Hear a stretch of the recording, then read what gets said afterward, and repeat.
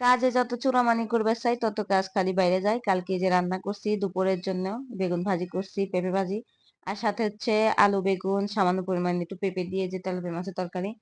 তো এত পরিমাণে মজা হয়েছে, তা আমি তো রান্না করি 2 বেলার জন্য, একবারে দুপুরে আর রাত্রে, রাত্রে যেন আর রান্না না করতে হয়। তো রাত্রে কি হয়েছে, আমরা খাওয়া দাওয়া করতে বসছি, সব তরকারি শেষ হয়ে গেছে। তো মেয়ের বাবা তো অনেক রাত্রে আসবে, তার জন্য তার বসে থাকলে হবে না, রাতে 1টা 2টাও বাজতে পারে, 3টাও বাজতে পারে, এমনকি ভোরবেলাও আসতে পারে কাজের চাপ বেশি হইলে। তো ওই জন্য আর কি আমরা খাওয়া দাওয়া করতে গেছি। তো খাওয়া দাওয়ার পরে দেখতেছি তার জন্য আর কোনো তরকারি নাই। তো পরে কি করব, রাত 11টার পরে গিয়ে যে তার জন্য ডিম রান্না করলাম, আর তাকে বলছিলাম একটু সবজি নিয়ে আসতে।